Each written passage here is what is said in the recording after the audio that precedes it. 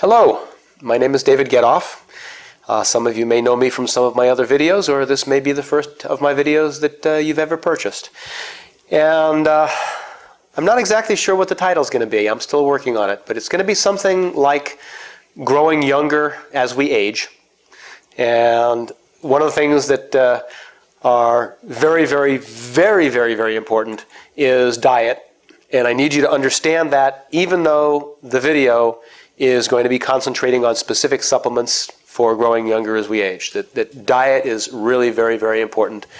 And we'll go over a little bit about that in another video that I've got. But where did we start on the notes? Well, I'd like to start where the title of the video, or potential title of the video, Growing Younger as We Age, it sounds like a contradiction in terms. So I think maybe we need a little bit of an explanation for that. That sounds like a good place to start. How does one grow younger as one is aging? We have two different types of age that are looked at, discussed scientifically. We have chronological age and we have biological age. Chronological age is how much time has passed from the time you were born until the time it is now. And biological age is what is the age equivalent of your cells, of your body functions, of your muscle tissue, of your ability to do things, of your ability to handle stress. So with chronological age, obviously we can't change chronological age. Whatever time you were born, whatever your birth certificate says, you count up to where you are now and you'll find out how old you are. I'm 54 years old today, and there's nothing I can do to change the fact that I am 54 years old. However, I have many patients that come to see me who are anywhere from 54 all the way down to 34, and occasionally even younger, which is very sad, but whose bodies are working so poorly in so many ways that people would, look at them and say, you act like an old man, or you look like an old man, or your skin behaves like an old man, or, geez, why do you have so many aches and pains and all these other different problems? So the idea of growing younger as we age is that the only part of aging which we really and truly cannot change is how long ago we were born. That can't be changed. Everything else has been shown to be able to be changed. I mean, we know this because we've got different people that are the exact same age, and one of them is in much better condition than the other one. So that's the growing younger as we age is because we're talking about chronological age of how old we really are versus how old we feel, how old we look, and more importantly, because you can do some of that with cosmetics, how old our body behaves, which is something that we want to make as young as possible. Okay. You recently told me that you were at a cancer conference, and when people were asked what their top 3 wishes were, living longer wasn't one of them. Could you explain this and maybe how the information on this video might alter that misinterpretation of aging? One of the presenters at this year's annual Cancer Control Conference went over a couple minutes of a research study that was done in which, and I don't remember how many people, but a large number of people were asked to rate on this scale a number of different things from, let's say 1 to 20, 1 to 30, I don't remember the number. And what he said was very interesting was that living a long time wasn't even rated in the top 3 of what all these people polled were putting as desires that they had. And what he said, which I'm sure is very, very true, and which is very appropriate for this video, is that the reason that living into old age, or living a long time, as I think the way it was done in the study, was not listed as something that people felt was desirable, is because of what the public, that's all of us, all of you, all of us, believe to be associated with living a long time. So it gets associated with diabetes and heart disease and cancer and not having any strength and having arthritic aches and pains, not being able to get out of bed. And that's a big problem that we should make that association. So the reason it wasn't up there in the top 3 is because people thought, oh, who wants to live a long time and be old? And I want to live a long time and be young. And as I said before, I can't change chronological age. So when I'm 100, I'm still going to be 100. But I intend, when I'm 100, to be in the overall health, immune function, physical condition of what people in their 50s or 60s normally are that are healthy. Because I've seen plenty of 50 and 60-year-olds that are not healthy. So that's the problem that was looked at by that study. People automatically assume that living a long time means getting all these horrible aches and pains and creaks and conditions, and it doesn't have to be, and we know it doesn't have to be, and yet people think, oh, I don't know if I want to live a long time. I know I want to live a long time, and I don't want any of those bad symptoms or feelings. Very interesting. Tell me, do prescription drugs fit into this picture as a way to make us healthier? And specifically, if you can address this notion of an aspirin a day for a long, healthy life? Prescription drugs, this is one of my Tonkinese cats, Tomka. And actually, she's going to have a long, healthy life because she eats exactly what cats are supposed to eat. She has a 100% raw meat and raw bones diet with a little bit of added things like cod liver oil. And she's 9th generation raw meat. So she's super, super, super healthy. But no, in answer to your question, prescription drugs do not fit into, as far as I'm concerned, any picture of trying to live a long, healthy life or getting younger as we age. Because prescription drugs are designed to suppress undesirable symptoms, such as an analgesic or a painkiller. You have a pain, and rather than try to figure out what caused, for example, the headache, which could have numerous causes, maybe you're allergic to something, maybe you have a magnesium deficiency, maybe you're sensitive to a spray or a cologne, all sorts of different possibilities. But instead of addressing that, we use an aspirin or a Tylenol or some other analgesic or painkiller to prevent the pain. That is what most drugs are designed to do. They're designed to stop a symptom we don't like. Somebody has too much cholesterol in the eyes of some doctor, and I say that because very often they don't have too much and their number is perfectly fine, but the doctor has been mistakenly trained to believe that this number is too high, and so rather than try to figure out why and address it, maybe change their diet, give them some supplements they may be deficient in, we use a drug to prevent the liver from making cholesterol. So drugs are designed to prevent the body from doing something we don't want it to do, to force the body to do something we want it to do that it's not doing, or to stop an undesirable symptom. And none of those are really part of being healthy into old age. There was a second part to that question? Oh, about aspirin a day. About an aspirin a day. There's quite a bit of research on aspirin, and most of it is neither being released to the public nor is it actually being taught to medical doctors. Aspirin causes, depending on which reports you look at from the Centers for Disease Control and others, somewhere between 3,000 and maybe 10,000 deaths per year. The research studies on aspirin, which are pretty large studies, have never shown it to extend anybody's life, which is pretty scary considering people are putting people on aspirin all the time.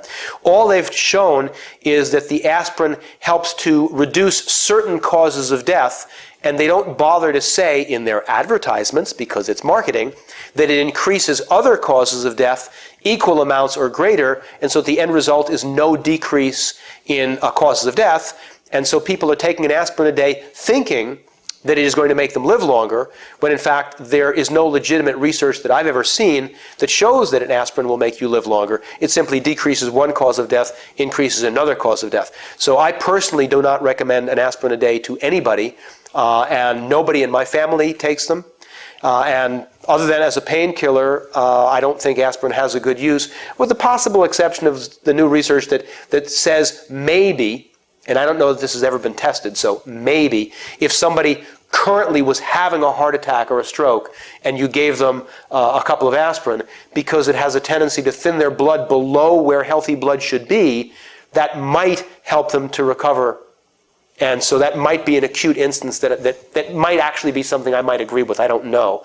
But otherwise, long-term, an aspirin a day, a baby aspirin a day, any of that, no, I don't feel that has any purpose in things to do to have a long, healthy life. Okay.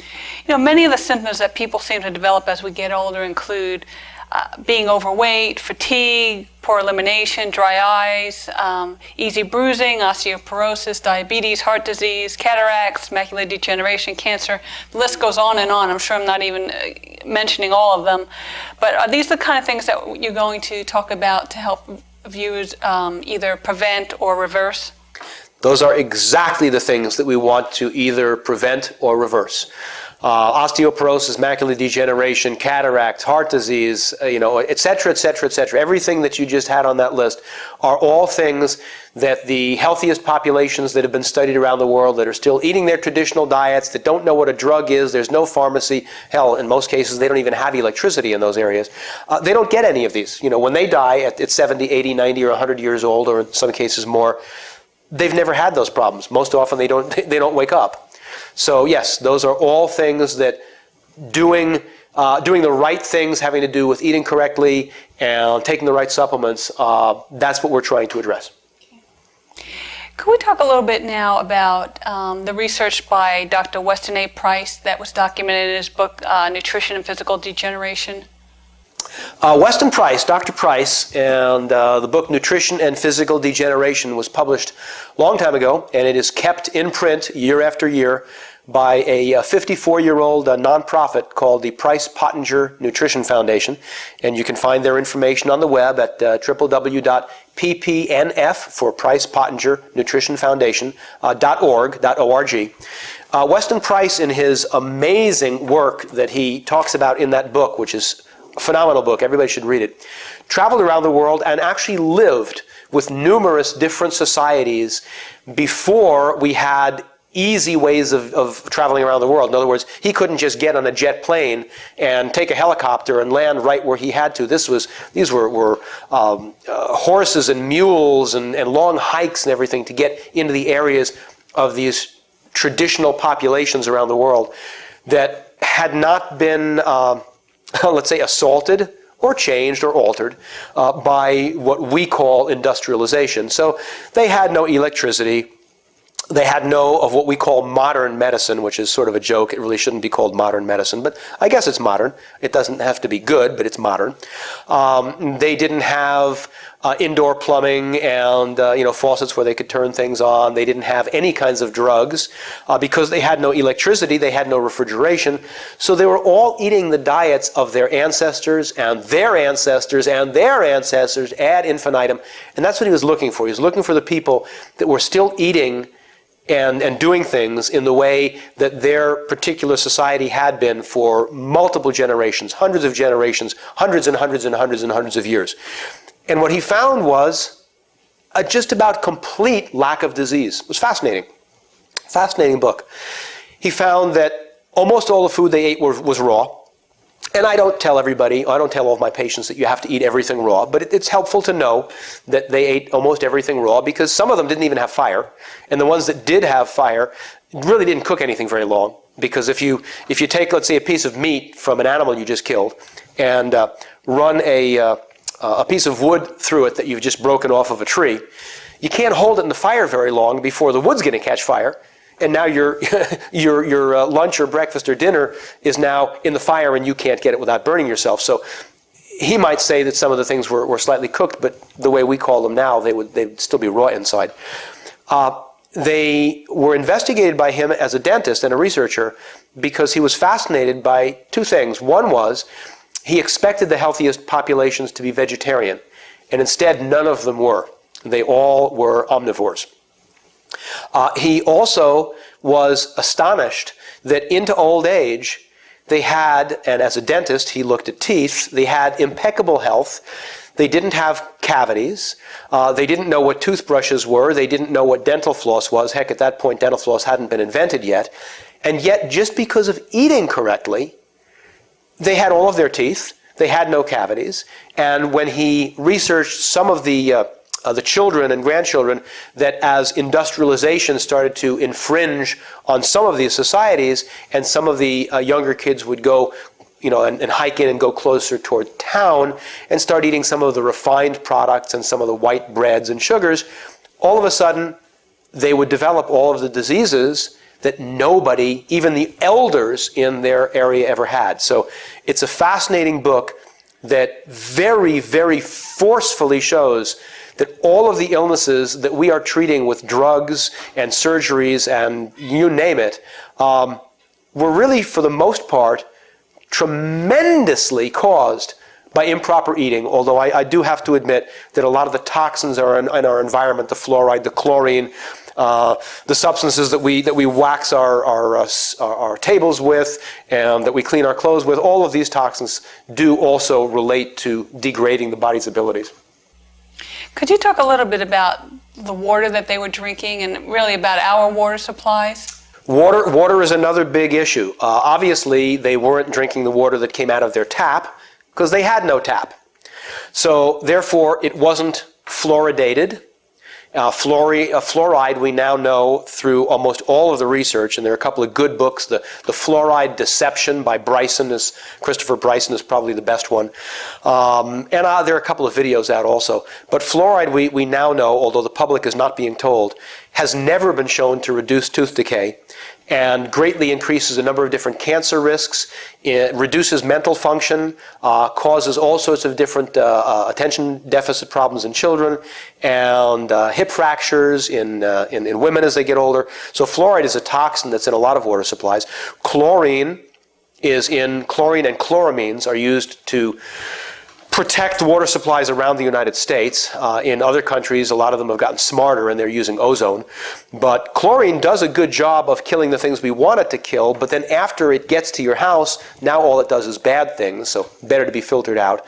But all these different substances, is in addition to residues of hormones and drugs and all sorts of things that have been found in our water supply, none of these were in any of their water supplies. They were, in their various different streams and lakes and mountain tributaries. And so when we drink water, it would really be very helpful in our, let's call it anti-aging campaign, to drink good, pure, clean water. If you have a reverse osmosis system, that pulls all the bad stuff out, but it also pulls all the good stuff out. So you should go to the store and get from Trace Mineral Research. Let's see. This is a product of theirs, Trace Mineral tablets, but they also have a liquid. And you put some drops back into your reverse osmosis water. It brings the good minerals back. You took the bad ones out. But as far as drinking waters, if you're going to drink a bottled water, there are a few different bottled waters that I really like. And so we'll just show a couple of them. Volvic is a very good drinking water, Volvic, and it's available in some of the better health food stores. Really good quality water. Fiji is another very good quality water that's available in a lot of health food stores, and Trader Joe's carries Fiji. And Evermore is a little bit harder to find. Just put it into Google, get on their website, see who in your area has it. EVAMOR. What makes these waters better quality waters is, number one, they're from artesian wells, deep artesian wells, so they're not contaminated. Number two, they have an adequate mineral content. The Evermore actually has a little bit of minerals added to it to make sure that they are not acidifying waters. You want to drink a water that is not acid. Most of us already have a lot of acids we get rid of every day, and our bodies would be happier if we had a little bit less acid-forming foods coming in. And so when we drink water, which is a very good idea, 2 quarts of water a day would be helpful for most adults, to drink waters only that say on the bottle, that tell you what their pH is, that's the acid-alkaline balance, and that tell you that their pH is 7 or above. And Fiji and Volvic are 7 or 7.5, which are excellent quality waters. Evermore is a high pH water. It has a pH of 9.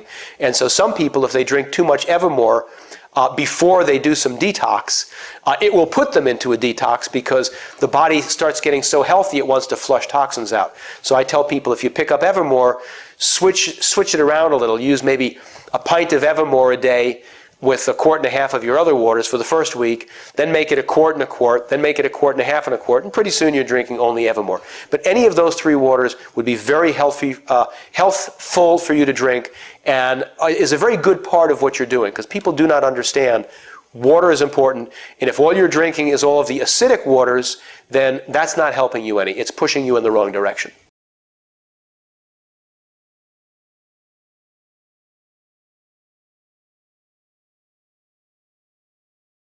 Okay. Well, you talked a little bit about diet, and I think most people know that exercise is beneficial. What about exposure to the sun? I see, every time I turn around, I see another study on vitamin D and how we're deficient and how it's so important for our health.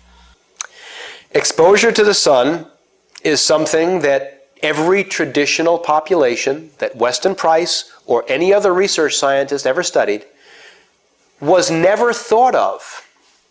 It was never thought of at all. In other words, these populations were outdoors all the time. Whatever it was they were doing, they were outdoors when they were hunting, they were outdoors when they were building whatever types of structures they had, which of course wasn't very much. I mean, they were always outdoors. Their lives were outdoors. And nobody ever had even the slightest thought of the sun being anything other than something that is good for us and gives us warmth and gives us light. And yet they had perfect health. So this relatively new idea from the last 50 or 60 years or so that the sun is bad for us, I consider it to be a bunch of hogwash, to be honest with you. There are some good books on it. Into the Light by Dr. Ott, and Light, Radiation, and You, and there are a whole bunch of different books that different people have put out. But for the most part, when you take a look at the research, what some of the studies showed, and these were done quite a long time ago, I think I must have seen these 15 plus years ago, were that the people that had the highest sun exposure had the lowest skin cancer rates. And the two that I remember from the research were construction workers and sailors, people that were on boats a lot. They had the lowest skin cancer rate, and yet they were out in the sun all the time and didn't even think about wasting their money and buying and putting all sorts of salves and creams on. Now, as you say, at a lot of the research scientists that are presenting at our conferences, that one of the things that they're finding is a lot of people are severely deficient in vitamin D, and that is increasing, the deficiency of vitamin D is increasing osteoporosis, is increasing multiple sclerosis, is increasing a number of different cancers, and the reason we're deficient is because the medical profession and the pharmaceutical complex and all of the cosmetic organizations are trying to sell us skin products to block this horrible sun, which in fact is not a horrible sun. Now, the differences are that the traditional populations were always out in the sun, built up a nice, good, solid, dark tan, which protected them. They did not burn. I am not telling anybody that's listening that getting a sunburn is good for you. You do not want to get a sunburn. You want to instead slowly build up your tan so that you do not get a sunburn. But other than burning, the sun is very good for all of the populations that are eating correctly, which is another little area, because in order to be properly protected from the sun, we need to have an adequate amount of good fats in our body, because the fats help protect the surface of the skin. And then the fats need to have enough antioxidants in them, which we get from all of our various different fruits and vegetables. And so if we don't have all of this, then the sun can cause a problem. So the traditional populations had all of the right things together, and we need to bring in the proper diet and bring back the sun.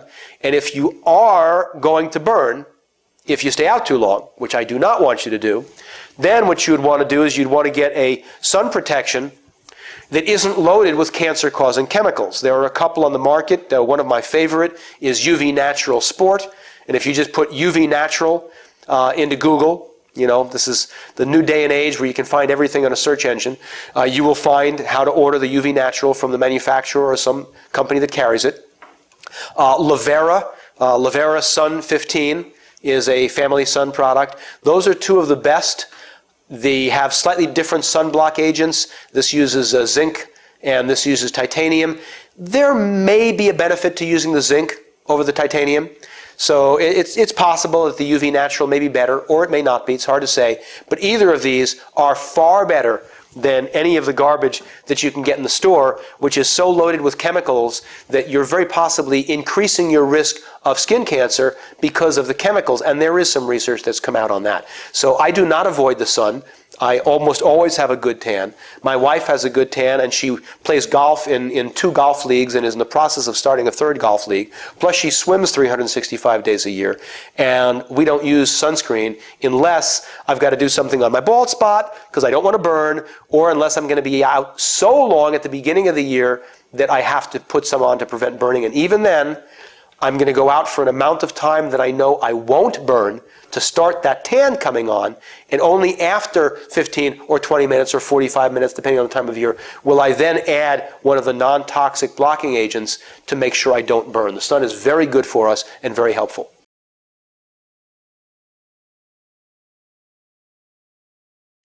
Thank you.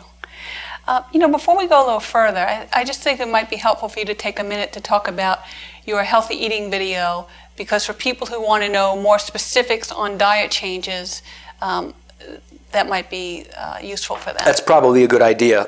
We have all these videos coming out on different topics, but that old statement of let's not reinvent the wheel is very appropriate here, because we spent a tremendous amount of time producing about a 3-hour video called Eating for Optimal Health in the 21st Century. And we can't put all that information onto my heart disease video, my diabetes video, this video on growing younger as we age. We can't put it all on there. It's too much information. Besides, it's already been done. So although we will talk about certain things having to do with diet, and we will mention, for example, that we want a good, high good fat and low bad fat diet, that animal fats are very good for us if the animal is eating the food they're supposed to eat.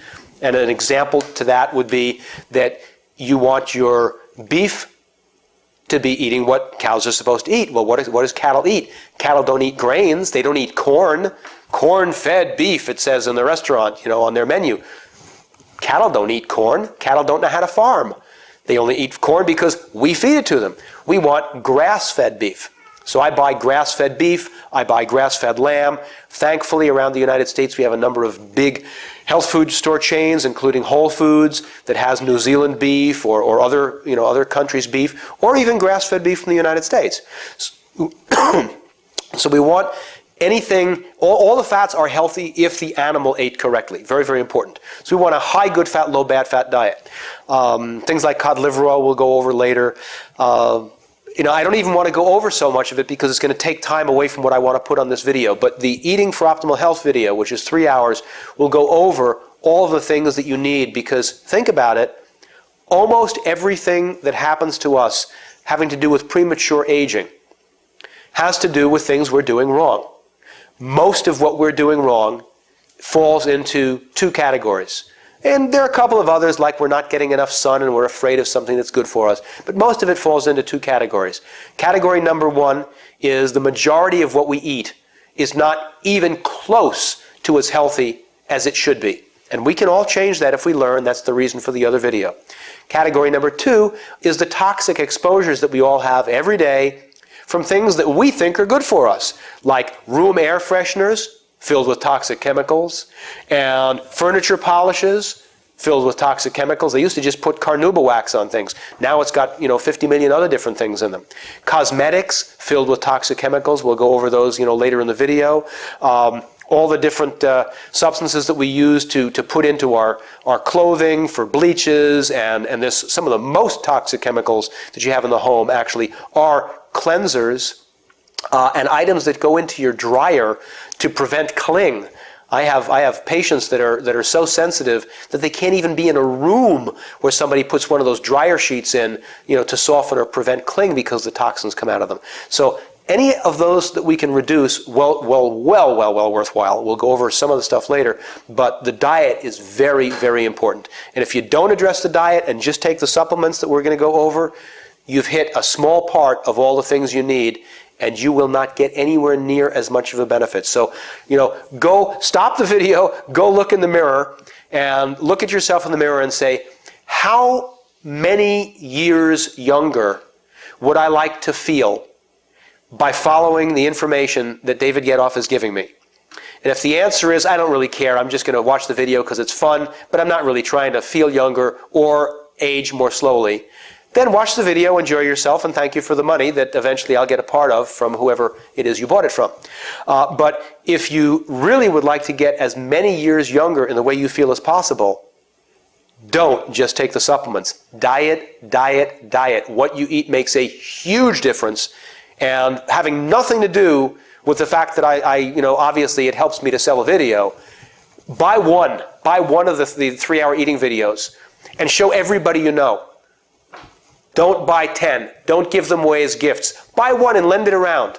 Forget about making me any money. I want to get as many people healthy as I can. Diet is very important. Did I stress that enough? I think so. Well, I guess it's time to begin talking about basic nutritional supplements, because I'm sure that's what most viewers are interested in, or most interested in. So if you can start with that. All right, let's start on supplements. The first thing that I do with every single patient that comes into my office is I support their kidney function and their liver function for a couple of months. And there are a lot of products on the market that do that. We'll just give you a couple of each. So Apohepat, let's see here, Apohepat from Pecana and Liver Balance Plus from the Whole Body Institute of Beverly Hills are two excellent liver support formulas.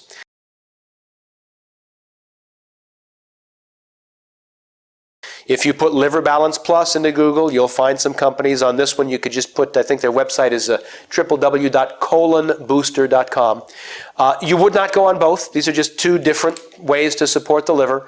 And I most often have my patients do one of the largest size bottles of the Liver Balance Plus or the Apohepat bottle, whichever, and I usually actually test people. I do something called muscle testing to see which one they will test best for, and I have a video on muscle testing.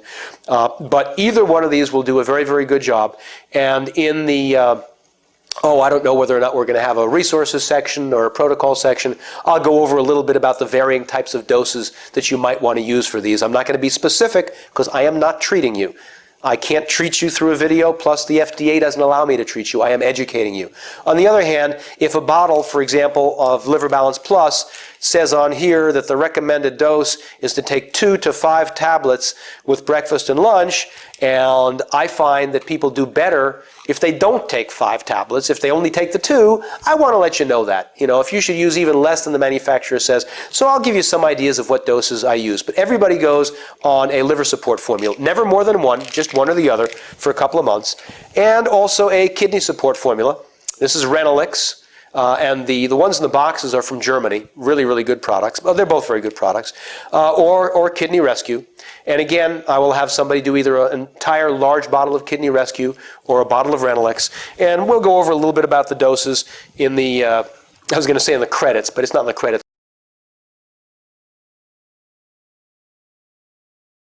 But again, I'm not recommending a specific dose for you. These are just what I normally do. And everybody gets kidney and liver support, because even if a physician has run labs on you and says your kidney values are normal, BUN and creatinine, and your liver enzymes, either ALT, AST, or SGOT, SGPT, they've changed the designations, are normal, that does not in any way, shape, or form mean that your kidneys are operating up to par as they should be, or that your liver is operating up to par. It simply means that their function hasn't gotten so horrendously bad that it couldn't even keep those numbers in place. So everybody gets kidney and liver support. And then there are some basic supplements that everybody goes on. And the basic supplements begin with a multivitamin.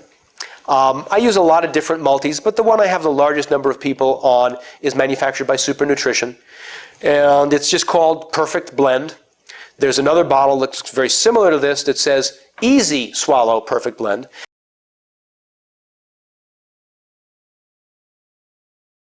And the only difference is it's a half formula. So the adult dose of Perfect Blend, what it says on the back is serving size 4 tablets. That doesn't mean you just take 4 tablets and you're done. You always have to split a multi in 2.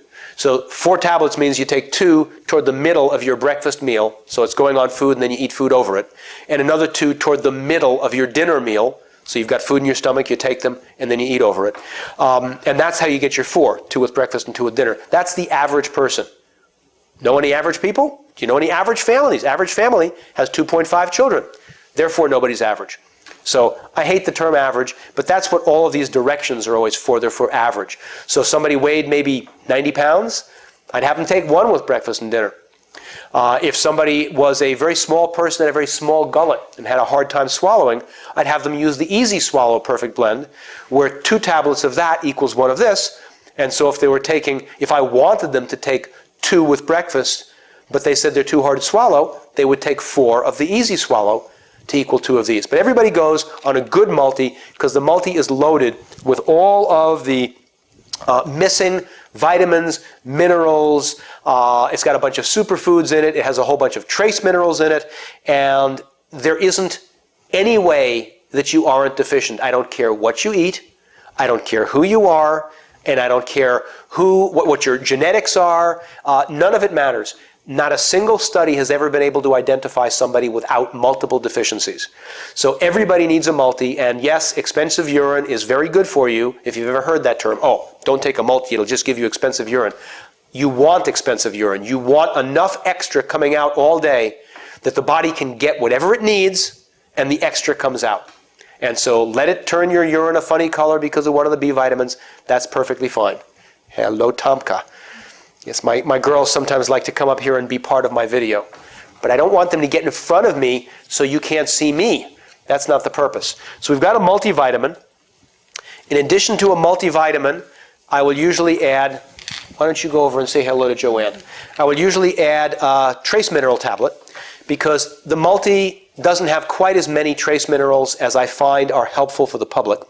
So trace mineral tablets from Trace Mineral Research. Very simple, carried by all the health food stores. No other trace mineral that I have ever looked at works as well and tests for as many of my people. Even the liquids that are out there from other companies don't test for as many of my patients as this does. And I usually have people, if you weigh about 100 pounds, take one with breakfast and one with dinner. Weigh 150 pounds, maybe add one with lunch. You weigh 200 pounds, take 2 with breakfast and 2 with dinner. That brings in the extra trace minerals.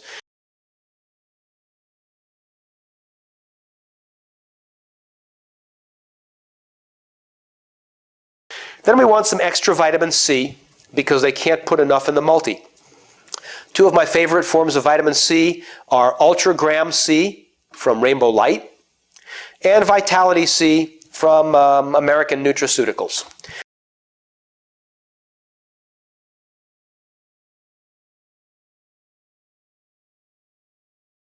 This is a powder. The Ultragram C is a tablet. And the research seems to show that for really good continued health, most adults need 3,000 to 4,000 milligrams of vitamin C a day, or we will be continually having a subclinical deficiency, which will cause all sorts of things, including heart disease, and we don't want to do that. And there are some really good books on that if you want to look at them. Maybe I'll put some in the reference material. Certainly they're on my website. You can always go to my website and look at the book list. But if you take one of these with breakfast and dinner, then you're not going to really be majorly deficient. And if you want to be on a high dose, I happen to take about 12,000 milligrams a day.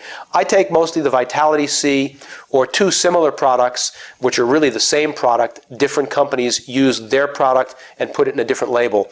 And that is either Beyond C or Bioenergy C. All 3 are the same product. And it's a powder. And if you take a teaspoon and mix it in with some water or juice, and I usually recommend unsweetened blueberry juice or unsweetened pomegranate juice, otherwise the sugar is no good for you, then you're getting 3,500 milligrams. A teaspoon of powdered C is about 3,500 milligrams of C, and I will take that 3 times a day. So I get way more than I usually put my patients on. Another thing that you want is some extra vitamin E.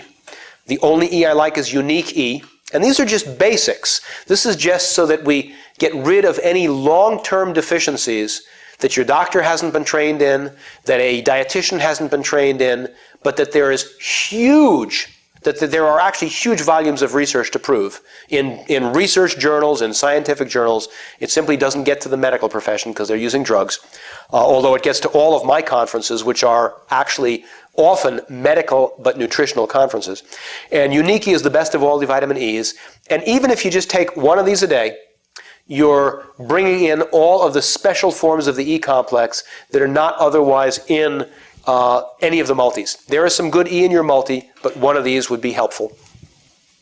Another thing that almost everybody is deficient in is in vitamin A.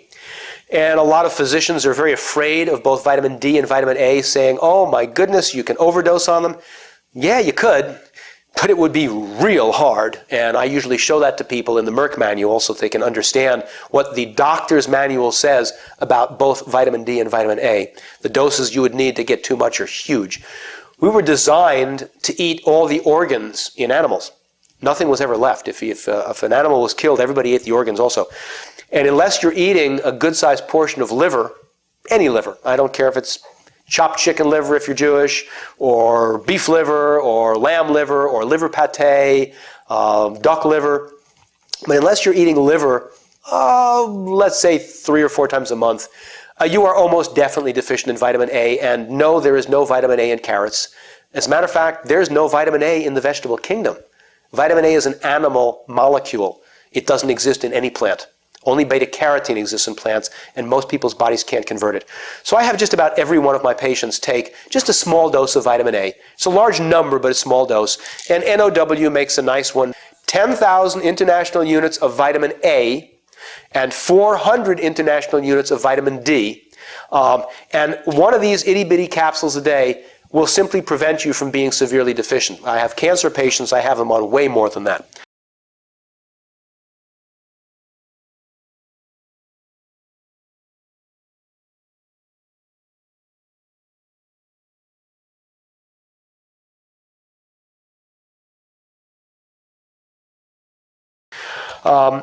Now, we've got one more very, very important nutrient that's still part of our basic nutrients. And I'm sorry, but it's cod liver oil. And you'll be happy to know that it doesn't taste horrible. It doesn't taste bad. Matter of fact, it doesn't have a lot of taste at all. It tastes like you're putting an oil in your mouth that you squeezed a little bit of lemon into. My favorite is the Carlson brand. It's bottled in Norway. And it's Carlson lemon-flavored cod liver oil. Average adult, I know I said I hate that word, but average adult, let's say 120 to 180 pounds, would be 1 tablespoon a day, has to be in the refrigerator after you open it. And that 1 tablespoon a day will give you a type of fat which is extremely important for anti-aging. Of all the different things we just went over and what I call basic, and they are really basic, they're needed by everybody, the first one, which is a super anti-aging nutrient, is the cod liver oil. Because just adding a tablespoon of cod liver oil a day, and if you're giving it to a young child who weighs 45, 50 pounds, you'll probably give them a teaspoon a day instead of a tablespoon. And when I say tablespoon or teaspoon, I don't mean the one that you eat your soup out of or that you stir your tea with. I mean the one that says TBL on it for tablespoon, TSP for teaspoon. If you don't use a measuring one, we don't know how much it really is. So I take a tablespoon of this every day. So does my wife. Joanne, I assume you do as well. Does it taste bad? No, it has the lemon flavor. So a tablespoon of that a day, and what this does, just a few of the things it does, there are hundreds of research studies on the use of fish oils for health. Hundreds. Probably thousands. But some of the few things that it does that are very important are that it prevents or reduces platelet aggregation. In other words, it makes your blood flow the way your blood is supposed to flow. Well, now, wouldn't that be a way to help us age more slowly and to reverse premature aging? Yes, it would. Another thing it does is it normalizes the permeability of your cell walls. Now, what might that do? Well, a lot of aging occurs because our cells are not as permeable as Mother Nature, Father Time, God, whatever you believe in, intended them to be, and that they would be if we were eating the way we were supposed to be eating instead of all the garbage that's in our stores. So we bring in the omega-3 fats, EPA and DHA, which are in cod liver oil, otherwise known as eicosapentaenoic acid and docosahexaenoic acid. Big words, and neither one, by the way, is in flaxseed oil. It has to be in a fish oil, and I like the cod liver better. We bring those in, and all of a sudden, toxins can come out of our cells more easily, and all the nutrients, even that we weren't getting enough of, can start to come in more easily, and lots of people notice differences in their skin as well as many other differences just from cod liver oil. So that's a really, really important nutrient. I call it the super fat. The superfat. I like that. That's a good way to call it. We'll call cod liver oil as the superfat. And even my cats get cod liver oil. Even though I know they're getting omega-3 fats because there are very increased amounts of omega-3 fats in things like beef and lamb if they were grass-fed instead of grain-fed, and they get only grass-fed. I still want them to have a little bit more because it's been found to be helpful. And so when I grind up their fresh beef, their fresh lamb, their fresh chicken, their whatever it is they're getting, it gets some additional cod liver oil. Did we split up the nutrients in a different... Well, that's the basic ones. I think the next we wanted to talk about were phospholipids. Phospholipids, okay. That's a nice place to go. Phospholipids, and lipids are fats, are a specific classification of fatty acids, just as the omega-3s in the cod liver oil would be a specific classification of fatty acids. And the phospholipids are really very, very helpful, again, for membrane permeability. They are very helpful to support the anti-aging ability of our nutrients for brain function. Major improvement for brain function. They also help other fats, especially lecithin, which is one of the phospholipids. Phosphatidylcholine is lecithin. Helps the other fats stay in solution and do their job and get into and out of the cells better. Very, very important. The simplest way to take the less expensive of the two phospholipids, which is called phosphatidylcholine, which is also referred to as lecithin, is simply lecithin granules. Anytime I can, I like to avoid things that have been genetically modified because it's a big ball of wax. We just don't know what the hell is going. Tomka likes to be where the action is. And so the least expensive is NOW makes a non-GMO lecithin granules. Hey there. Hey. You want to be part of everything, do you? Persistent. Very persistent. Well, hey. She knows. I always tell people, if you don't treat your cats or your animals as part of the family, then you probably shouldn't have animals, because your animals should be your children. And with cats, with these cats, or with any cat I've ever had, they know that they own the house, and that so long as I pay the mortgage and feed them, I can continue to live here. And of course, and pet them an awful lot. That's also very, very important. So with lecithin, I stick with the NOW because it says non-GMO. And as far as doses, it's a granule. Doesn't have very much of a taste. Got a sort of a slightly bland or nut-like flavor. Some people put it onto salads. People put it in their smoothies. I have people that just put it right into their mouth. I think everybody would benefit from, let's say, anywhere from 2 to 6 tablespoons a day of the lecithin granules in whatever way you want to take them in. Really, really good idea. I put it in my raw milk smoothies in the morning. I throw it on salad. Sometimes I just, eat it by itself. The other super important phospholipid is phosphatidylserine, S-E-R-I-N-E, phosphatidylserine. The product I use most often is this one from Jarrow Formulas, which is PS100. And the research appears to show that we need between 200 and 300 milligrams of a good quality PS100 a day to get all of the benefits of the phosphatidylserine. And so I take, since I'm not taking it to treat anything in myself, I'm taking it as a long-term preventive. I take usually one with breakfast and one with dinner. And every once in a while I may, happen to pop one with lunch. But I have a lot of other people where I am specifically, they've never been on these before, and I want to get a lot of benefit at once, and I'll put them on 3 a day. And if they, like a lot of people, tell me, I can't remember lunch. I always forget my lunch doses. Okay, so between breakfast and dinner, whichever is their larger meal, we'll have 2 with the larger meal and 1 with the smaller meal to get that in. If I'm treating attention deficit disorder or emotional problems in children, they found that even though it may be a child that weighs 45 or 50 pounds, they need the adult dose. So they would go on 3 a day.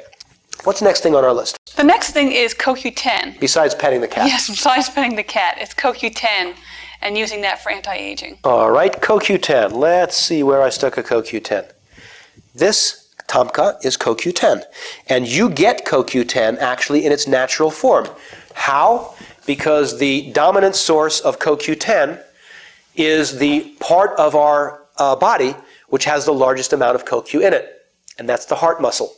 That's why a lot of people have heart attacks, because the heart stops beating because it doesn't have adequate CoQ10 in it. And so we take it as a supplement, and she gets it in heart, because I will grind up beef heart, lamb heart, chicken heart into her food to make sure she gets all the organs that she would have gotten if she was eating, the entire wild animal. We can't do that. Would you like my lap, Tomka? Here, have a lap. Okay, you can sit there.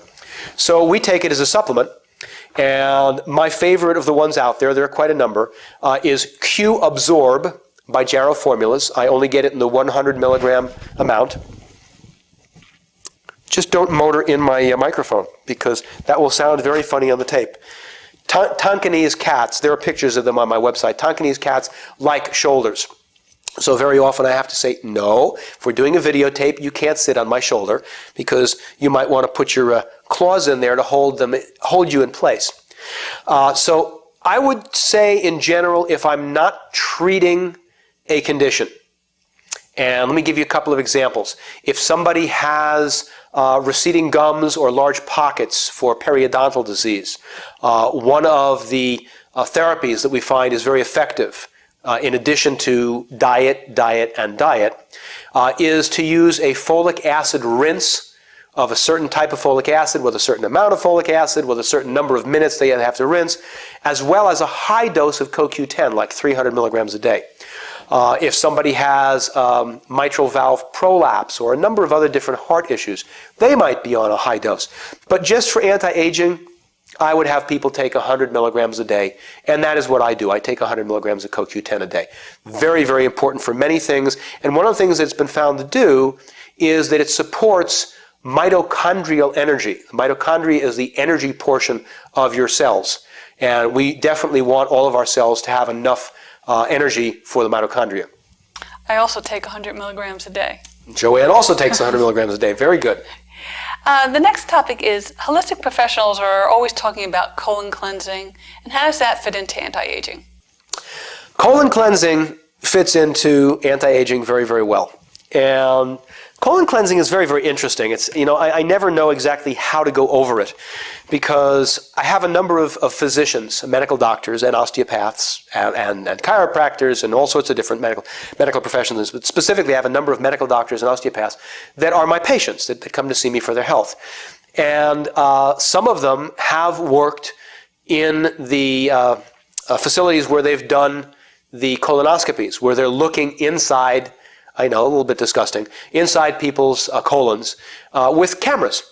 And they always say, I can't understand all of this colon cleansing nonsense, because if you give somebody the drugs to clean the colon out so that you can get a good look at the colon walls, they're looking for polyps and they're looking for diverticulitis, they say there's never anything there. I mean, it's clean, it's clear, other than some of the irregularities they're looking at. What in the heck is the purpose of colon cleansing when there's nothing there? And I'm never sure exactly how to answer that, because a lot of people will say that this is getting rid of all sorts of stuff that was in your large intestine, otherwise known as your colon. And yet the doctors that do these studies and that look inside people's colons know very well that after they clean everything out to take a look, there isn't anything there. So there are a couple different issues. Number one is most people are not regular. To be regular, which every tribal population that Dr. Price studied was very regular, to be regular means that you should think of yourself as a food tube. Can you imagine what might happen in your house if for every 3 times you went to the bathroom and had an elimination and flushed the toilet, only 1 time did it actually come out of the house and go down the pipes into your sewer? Or for those people that are really constipated, for every 3 times you did it every day, it would only actually come out of your pipes into the sewer every 3 days. We're going to have a pretty big problem. And yet, the vast majority of the public is what any holistic professional understands, constipated. Because if we eat 3 normal meals a day and don't have 3 bowel movements a day, you are constipated. We are a large food tube. Why is it not coming out once for every time you're eating? So one of the things that the different herbs in the colon cleansing formulas do is I believe they help support natural peristaltic action of the intestine. And they also help at the very least during the time that you're going through the cleanse, which for this product that we'll talk about in a minute is about 3 months. Most people haven't had decent elimination almost every day for 3 months. So that alone can be very, very helpful. Another thing going on is they don't look into your small intestine during these different studies. So maybe there's some stuff in the small intestine that has to be helped. Or maybe it's just making you normal for quite a while. I can't tell you exactly what's going on. All I can tell you is that I've had hundreds, if not thousands, of people on colon cleansing products, almost always the one I'm about to mention. And even when they've already been doing things working with me, sometimes for a year, and we get to that point and we say, let's do a colon cleanse. And so the only difference we've made is to add this one product. And it can be astounding how much better somebody will say they are feeling. So there is something going on, and we don't always know what's going on. That's okay. We still don't know most of the ways in which aspirin works. That doesn't stop us from prescribing it. We don't know how a bumblebee can fly. They actually proved it couldn't aerodynamically. And the bumblebee doesn't seem to care. So there's a lot of stuff we don't know. So this is called Cleanse and Purify Whole Body Program. It is manufactured by, I think it's Nature's Pure Body. The website is Colon Booster, Pure Body Institute of Ventura. The website is colonbooster.com. It will be in the references. And this is the whole body formula. This is the colon formula. They are sold as a set. And what you always want to do, and if you're not going to do this, don't even bother, is you want to buy 3 of the sets. Because an entire cleanse is to do 3 bottles of the large bottle according to the directions that come with it, which are very clear. I'm not going to go over them. And the small bottle is only there to make sure that while you're doing this cleanse for about 3 months, that you are in fact having at least 2 eliminations a day. Because otherwise you're not really cleansing. For people that always do, it's not a problem. For example, if I do that every once in a while, I will not ever take the smaller tablet, because that's just to make sure you're eliminating. I'm always going to go 3 times for every day that I have 3 meals. So I just take the larger one, because that's the cleanse. The smaller one is just to make sure that you are actually cleansing, because if you're trying to cleanse and you're going once a day, or sometimes once every other day, you're not cleansing. So the smaller one gets adjusted to make sure. So yes, colon cleansing is absolutely a very important part of an anti-aging program, or in this case, we're really calling it a reverse aging program. And I do want to add, one of the things many patients tell me, is one of the things that I've loved so much about working with you, is after as little as the first 6 or 8 months, I felt 3 to 5 years younger, and people told me I looked younger. So it really is important. There are lots of good nutritional products out there, but the one that I've seen the most consistent and I would say almost miraculous results is with systemic enzymes, a product called VitalZyme. If you could talk a little bit about that. We will definitely do that. And actually, the second most would probably be fish oils. Yes. The 2 things that over and over and over again people see a difference in their skin are the VitalZyme and the fish oils. Okay, VitalZyme. VitalZyme is a systemic enzyme. And systemic enzymes are enzymes that instead of being used to digest food, get taken on an absolute, totally empty stomach, no food for at least 2.5 hours before you take your VitalZyme.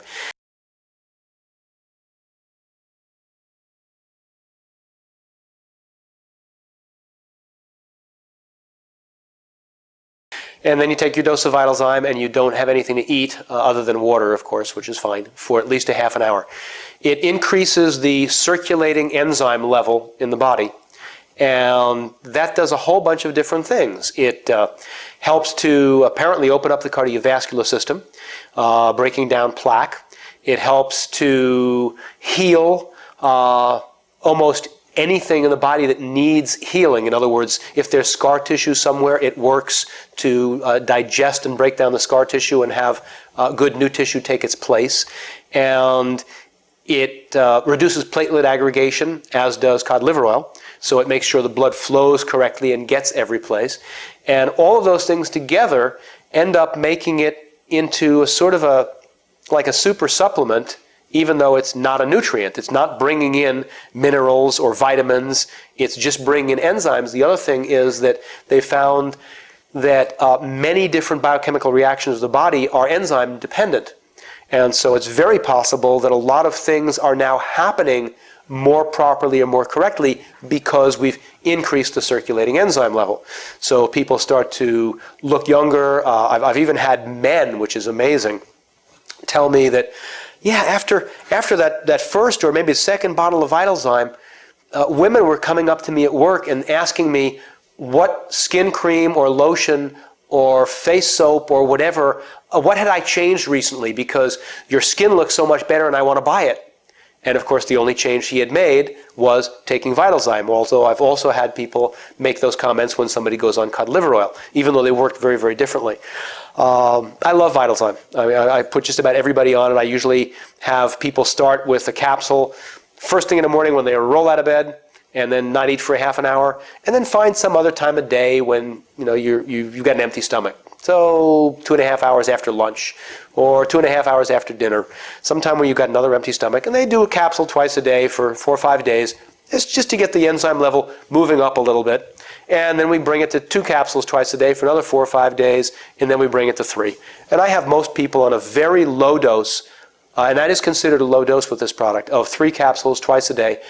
And I make up my own sort of formula. If somebody is 30 to 40 years old, I'll have them do a couple of the 450 capsule bottles.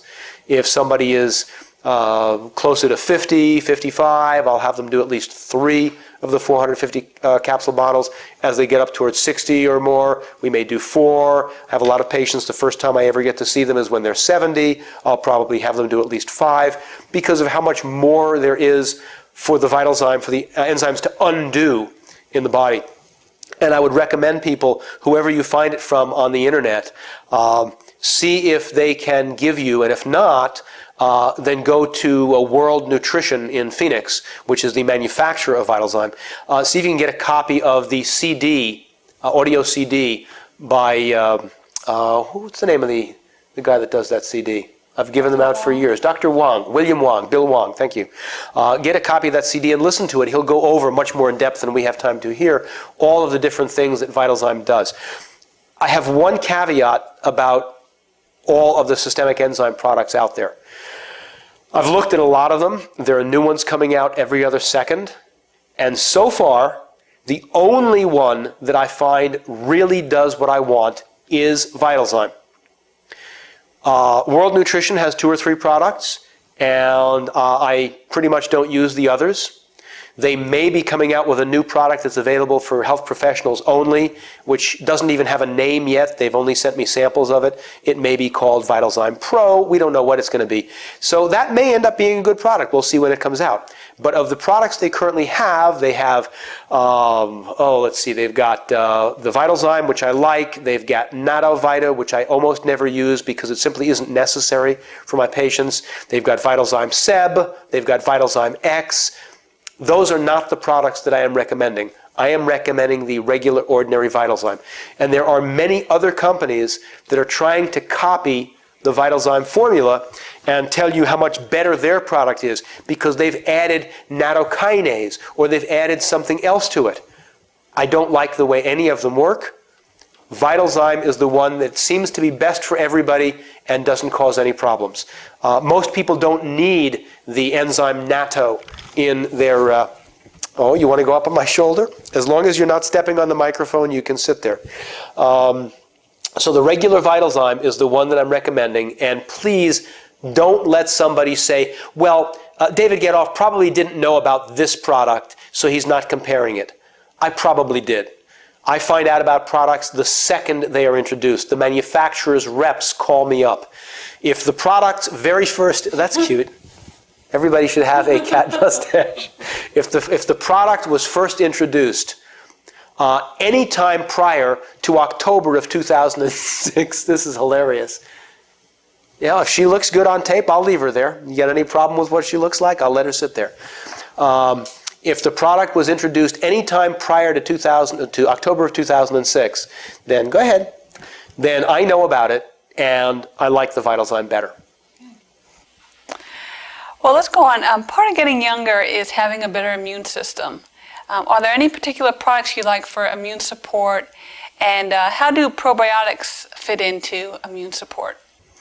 There are a lot of products that have to do with immune support. Many, many, many. It can be, how many products do we have downstairs? 50 products for immune support. It's very, very difficult sometimes to decide. That's the reason I use the energetic testing, muscle testing, for each individual patient to see which one is best.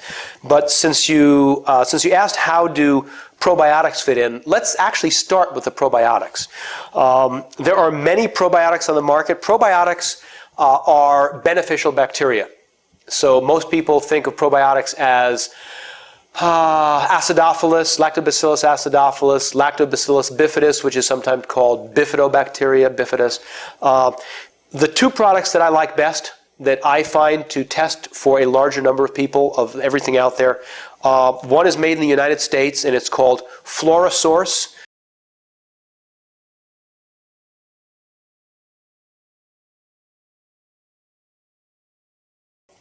And the other is made by Pharmax in the UK, and it's called HLC high potency capsules, made by Pharmax.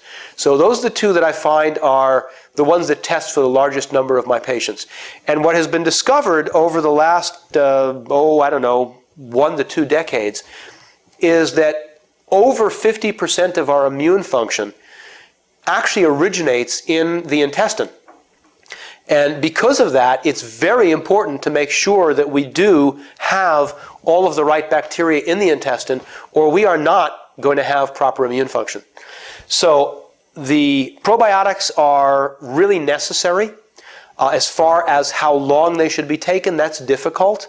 The research scientists, Nigel Plummer is one of the main research scientists, has pretty much determined that because of all of the chemicals we're exposed to, fluoride, chlorine, toxic things that we're exposed to every day, we would, it seems, benefit by taking a probiotic every day and not just taking them, as some people believe, after you had to go on antibiotics to bring them back. As a matter of fact, that's even wrong.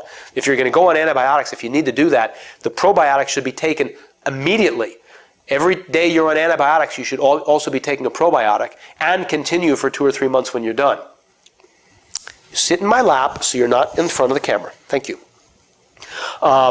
But for people that really care about staying young, getting younger, helping your immune system, which is part of that, I would recommend one of those, a capsule with breakfast and a capsule with dinner. And yes, I do mean with, because the top scientists are showing they are better implanted if they're taken with food and not away from food. So a capsule with breakfast and a capsule with dinner.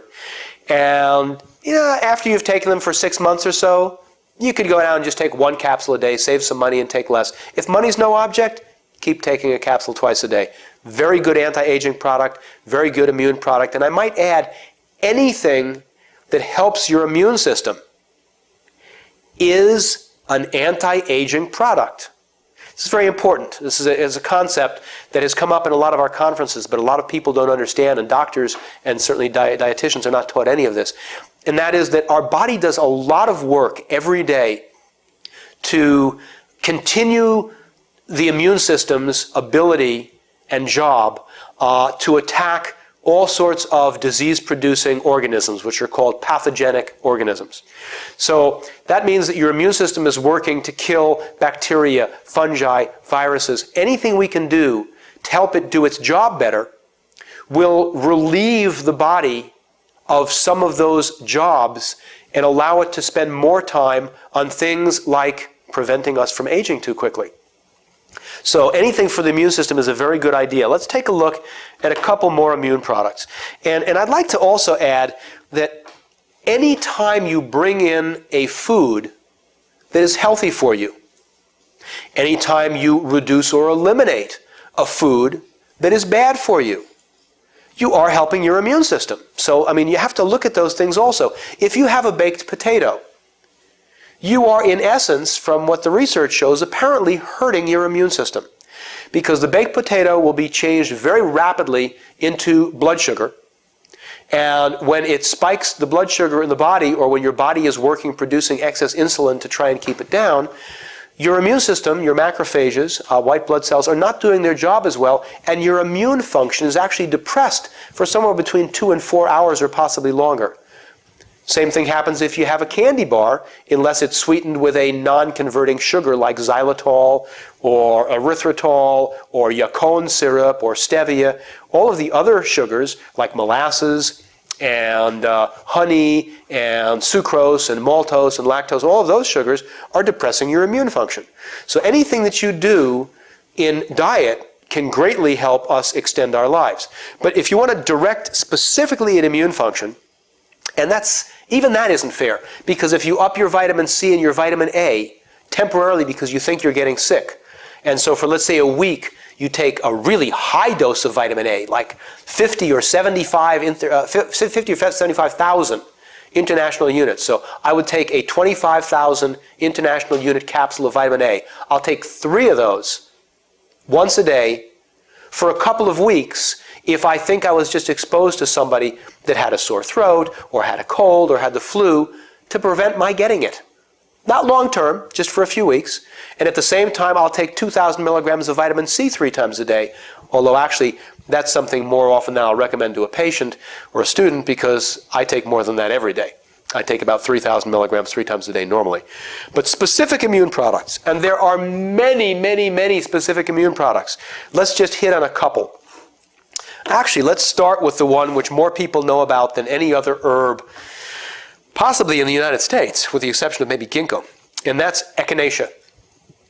Echinacea has a huge amount of research studies, and the only time they've managed to apparently show that echinacea doesn't work is when they have done one of 2 things.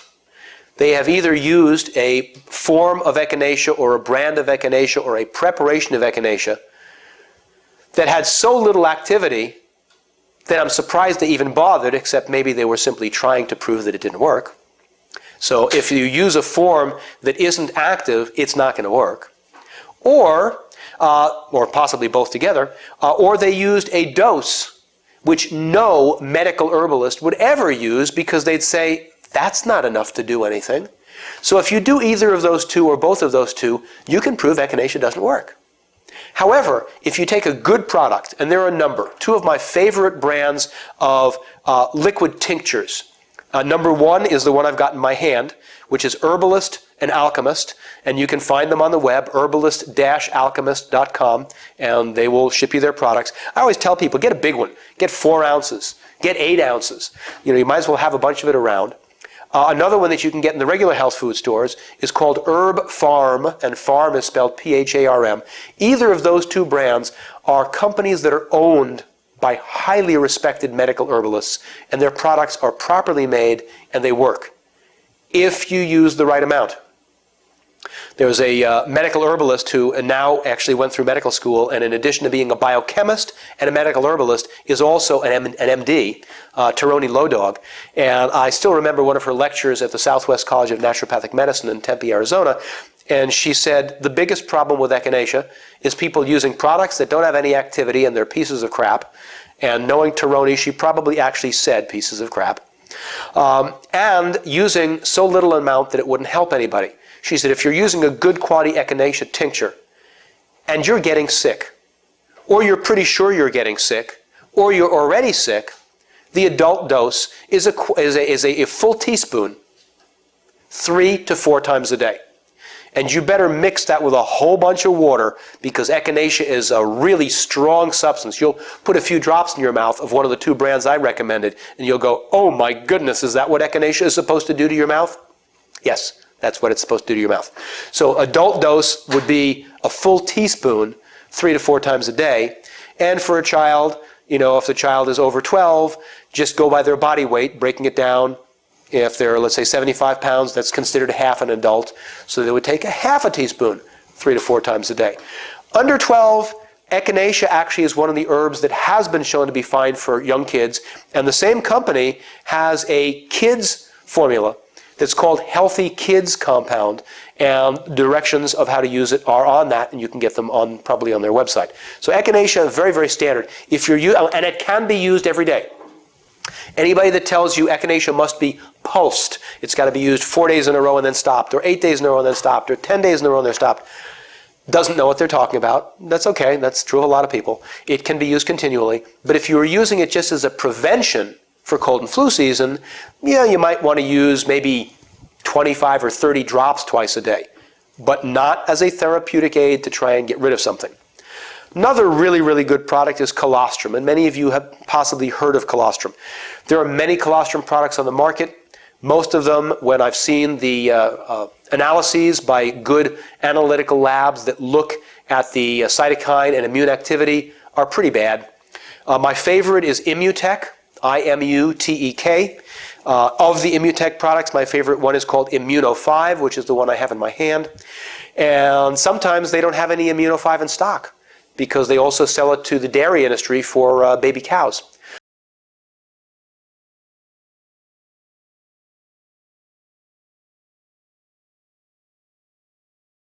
But if you can get the Immuno 5, that's my favorite, if not the original formula. Again, if you're using it to treat something, because you are allowed to treat yourself and you are allowed to treat your kids, it can be used on babies, it can be used on infants, it can be used on pregnant women, as can echinacea. They are both used in Germany on pregnant women.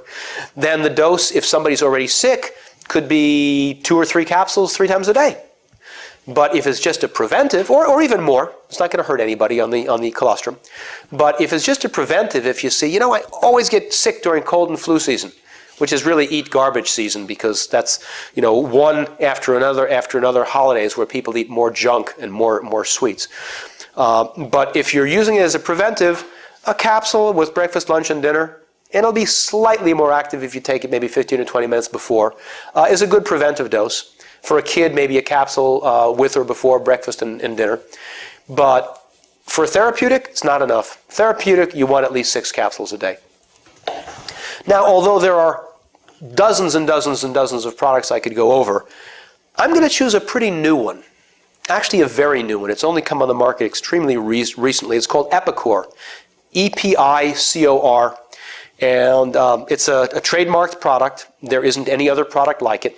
There's only currently one company carrying it, but if you just put E-P-I-C-O-R into Google, you will be able to find it. They come in 500 milligram capsules, and the research, which is continuing, there's a lot more research going on, is rather astounding because it's only a specially made fermented yeast product. Doesn't seem to be causing problems with people that have yeast allergies. And the dose is one of the things I like a lot, because the dose is 1 capsule a day. Either with food or away from food, it doesn't seem to matter. That makes it one of the more expensive, seemingly pretty forceful immune products. Because a capsule a day will run you somewhere around $1 a day. And most of the really good immune products at a good dose would be way more than $1 a day. And the fact that they're even telling us, don't raise the dose for major problems. So somebody will say, well, how about if somebody has this or somebody has this? They're saying, no, the research shows one 500 milligram capsule a day, and maybe even a lesser capsule a day. We don't know yet. So that you can research, and that might be just a long-term thing. If you get on the website, when you take a look, there are audio things you can take a look at. There are research studies. Very, very interesting. So this is not an immune tape. This is an anti-aging tape. So I just wanted to pick 3, and those are 3 really, really good ones. What are we doing next? Well, I have a question. Can people save time and just start all the supplements at once? And if not, are there certain ones they can start together? That's a pretty good question, because a lot of people would really like to just, okay, let's see, I'm going to pick this immune product, I'm going to pick this multivitamin, I'm going to take, this, just keep on going down the list. We're just going to start all at once. And the answer to whether or not you can start all at once really depends on you. So for a lot of people, because your body's kidneys and liver, and I always say kidneys because we were generally born with 2 of them, but I have a number of patients that only have 1. Because they're not working as well as they should, a lot of people, if they start taking something just as simple as a high-potency multivitamin, and even if their body needs all those nutrients, It can't handle it, and it makes them feel bad. And that's almost always because the kidneys or the liver are not doing their job correctly, and it's overloading even though we need it. So in most cases, you probably could start everything all at once, unless you're one of these sensitive people where you know, oh, I've tried different supplements and they always bother me. In which case, bring them in one at a time. Do kidney and liver first. After you've done that for a month or so, bring in the multivitamin, because that covers so many bases. After the multivitamin, add in the extra vitamin E to protect all the fats so that we can then add in the cod liver oil. I almost never see anybody have a problem with vitamin C, so you could probably bring that in immediately. But that would be the way to do things. I also never see anybody having any problem with the beneficial bacteria. But the answer is there isn't a good answer, that it really depends on the individual. And God, there are so many other different products. Do we have more on the list, or should I just go into a couple of them? Well, why don't you just, there's a couple more we were going to talk about a little bit later on, resveratrol and human growth hormone, if you want to talk about those now. All right. Well, why don't we talk about lipoic acid now then? We'll go into those at the appropriate time. Alpha lipoic acid, and there are a number of different companies. This happens to be one I like a lot. It's made by Jarrow Formulas, and it's a sustained release 300 milligram. Lipoic acid is a sort of a fascinating nutrient, because lipoic acid, also called alpha lipoic acid, is a substance that in its own right is an antioxidant. In its own right is a liver support and liver protectant, and yet it's also a regenerator of other antioxidants. In other words, it donates an electron to other antioxidants such as vitamin E, vitamin C, vitamin A to regenerate them and make them last longer. So it does a lot of different things. It also helps regulate blood sugar. There's a lot of different things it does. So one single 300 milligram alpha lipoic acid taken with whichever meal you would like to take it with is a nice little addition. Just looking to see if there's anything else here I really want to go over separately, to all the other supplements. And there are a lot of specialty things out there. People are promoting specialty items. There's a doctor who's on television a lot, Perricone, Dr. Perricone, the Perricone prescription. And he knows a lot of good things, and he says a lot of things that I agree with. And I don't want to put down what he's saying in any way, shape, or form, but then I'll take a look at some of the cosmetics that he puts on faces, and some of them have some of the chemicals in them that I wouldn't put on my skin. And he goes into very, very special products, which could be really good for you, without mentioning some of the ones which, to me, should be used first. Let's make sure all the basics are in there before we get into the special ones. So if you're looking into all these crazy anti-aging nutrients and what are called smart drugs, and any of the things I've gone over, you haven't put in your program yet, then you're looking in the wrong direction. It's sort of like trying to build a house by setting the roof before you have a foundation. Foundation is very, very important. So make sure all the things I've gone over are part of what you're doing, and then you can look into some of the really super special ones. I have another question about people taking supplements, and sometimes they feel that the supplement is making them tired, or they're getting loose stools, or getting headaches. What should they do? Fatigue, loose stool, and headaches, and in some people a skin condition.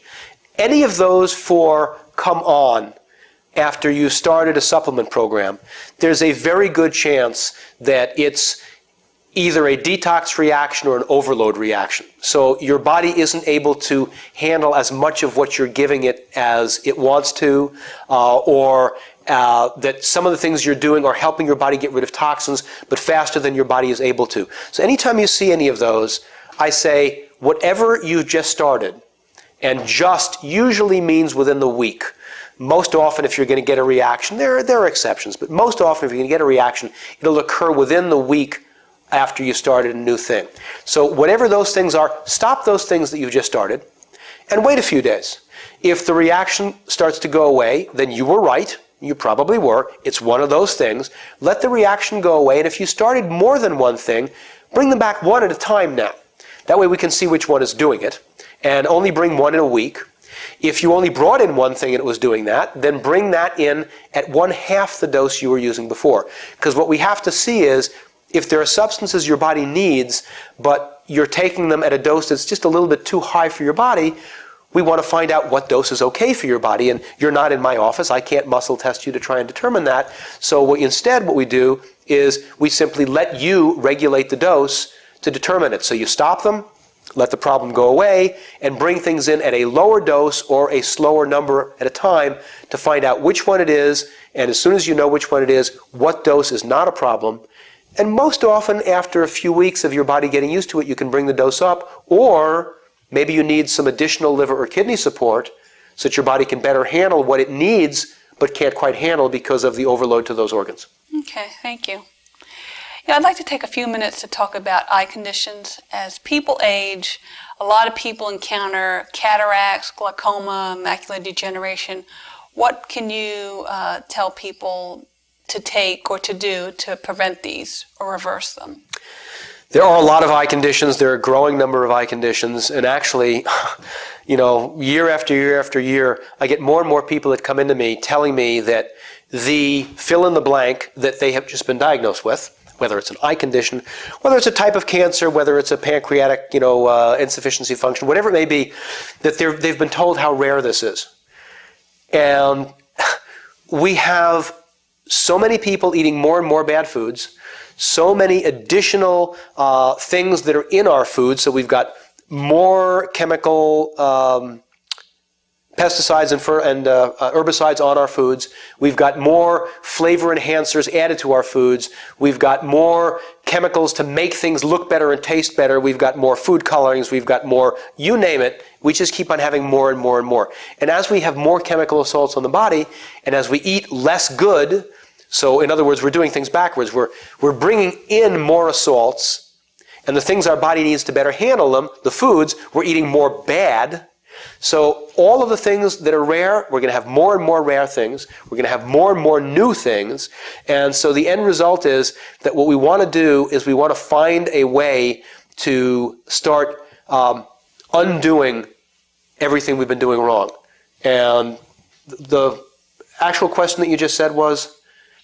About what we can do to help people reverse or prevent cataracts, glaucoma, eye problems. Okay. See, I can get off track too. So eye problems are just one of the many things. Now, glaucoma has to do with circulation inside the eye. Circulation is reduced, the eye pressure goes up, intraocular pressure goes up. And so they give you all sorts of different drops, which have been shown in many cases to cause all sorts of problems while they're lowering the pressure. So is the drop better than not using the drop? I'm not sure. I've seen some doctors, some medical newsletters I get that say they would never use the drops. Others that say that maybe there's some benefit. I'm not even sure, but of course I'm not a physician. I can't tell somebody, even my own patient, I can't tell them you may not take this drug anymore. I simply try to help support the body's ability to reverse them. So there are a number of different substances that help support the eye. The amino acid taurine, Taurine, helps support the eye. You can get that from a number of different companies that make taurine, and 1,000 milligrams once or twice a day is a good dose. Let's see, let's go to the antioxidant lutein. Do we have a lutein here? I probably didn't bring one up. Lutein is a substance that is very good to help the eye. Alpha-lipoic acid can help the eye. The things that I've found that seem to help the eye the most and the fastest are certain eye drops that are being marketed to the holistic profession. And I find it interesting that because of the Food and Drug Administration, which I don't even want to get into or it will just get me angry, but we didn't mention the FDA yet on this tape. I think it was on the last one. Everybody should get on to www.emord.com, Emord. Jonathan Emord has fought the FDA and has been the only attorney that has won 4 separate lawsuits against them. Get on there and download their Freedom video, listen to some of the recordings that he has archived about things the FDA is doing that they shouldn't be doing, that they're fighting against. You really need to take a look at that. But because of the FDA, we have substances, which are eye drops, which were developed to help reverse eye conditions, but which they can't tell you that that's what they're for. They're forbidden from telling you that that's what they're for. They would go off the market if they told you that this eye drop was to help you to, let's say, reverse cataracts.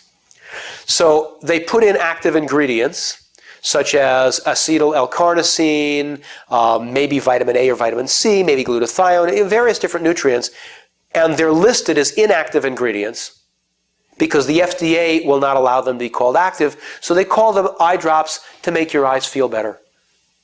They're eye drops for dry eyes, and they put in things that are approved for dry eyes, like glycerin and other things that help lubricate the eye. One of those eye drops, and I made a note to make sure I didn't get the name wrong so you could find it. One of those eye drops is called New Eyes, N-U-Eyes. And if you put New-Eyes into Google, it will come up. It's a BioNational. A company is called bionational.com. And the product was developed and researched and studied and published. I've seen the published research studies. They exist. Published research studies by a Russian scientist to show that this formula reverses cataracts.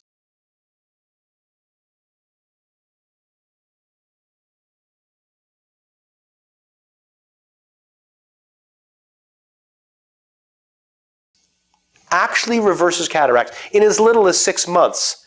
And all you have to do is put a couple drops in each eye twice a day, and it's not going to hurt anybody.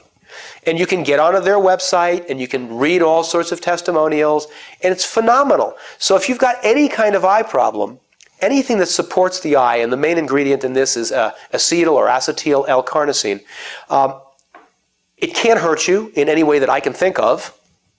And it can help many eye conditions. I am using an eye drop from a different company called Visual Acuity Eye Drops from Klaben Marketing, which is basically a takeoff or knockoff on the New Eyes product.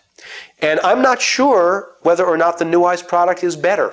I'm going to start doing tests on that. Joanne doesn't even know what I'm talking about because I've just looked into this. I'm going to start doing tests on that next week to see how many people test for the product that is endorsed by the Russian scientist to see if there's any difference. But we've had a lot of people just using the Visual Acuity Eye Drops, and the New Eyes formula should work just as well, if not better, where things are reversing and their eye doctors are going, I don't know what you're doing, but whatever it is, keep doing it because I've never seen these conditions get better.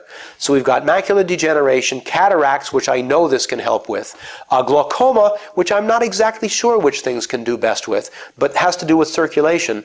And so anything we can do for eye health is worthwhile if you have a problem. Anything you do for general health, please, you are not an erector set and you are not a building. Therefore, you call a plumber for a leak in your faucet. You call a carpenter because there's a problem with the structure of one of the boards in your house or maybe one of your cabinets. You call an electrician because there's a problem with an electrical outlet. You are not a house. You are one very connected, self-repairing unit. So anything we do to support your body's anti-aging abilities will support all of them. And the only reason I brought in eyes separately is because this special eye drop is worth looking at, because I don't see any way it can hurt anybody, and if we can actually reverse cataracts without surgery and possibly some of the other eye conditions, I would certainly promote people to try it. Let's change the topic a little bit and talk about two different products, resveratrol and human growth hormone. Resveratrol and human growth hormone. Okay, let's do the resveratrol first. Resveratrol has quite a bit of research on it, and here are two products. One of them is called Resveratrol Synergy from Jarrow Formulas, and the reason it's called Resveratrol Synergy is because it's not just a resveratrol. It's a little bit of vitamin C. You're going to get that in your multi and your extra C. Then it's got some resveratrol, and then it's got some grape seed extract, some grape skin extract, some green tea extract, a whole bunch of different things, some of those including OPCs, which are called oligomeric proanthocyanidins, a fabulous antioxidant from grape seeds and from pine bark. So it's a synergistic formula of a number of antioxidants. Many of my patients test very well for it. I have lots of people on it. I take it every day. I have for years. If I'm going out in the sun, here's an interesting one for you. If I'm going out in the sun, I will take 3 of these an hour before I go out in the sun, because the antioxidants in this get into the cellular tissue of the skin very quickly, as well as joint tissue. I've had it help some people with finger arthritis. And act as an antioxidant to protect you from the sun. So for example, taking 3 of these appears with most of my patients that have tried it, and with me, to act like a sun protection factor number 6 or 8, but without putting toxic chemicals on your body. So it's not stopping the sun, it's simply protecting you so you're not getting burned from the sun. So that's a great antioxidant product that has a little bit of resveratrol in it. And now Longevinex, which is the only stabilized red wine extract on the market. So from what I've looked at and from talking to Bill Sardi, who wrote the book on this, the resveratrol is not a stable substance, and most of the substances out there, or products out there that contain resveratrol, possibly even including the one I happen to like, don't have as much resveratrol in them as the label claims, because just the manufacturing process has harmed some of it. So the reason the other product works so well and tests for so many of my patients, and tests for me, and do you take the... I was taking it for you was taking it for a while, is probably because of the synergy, because of the all the different substances in it.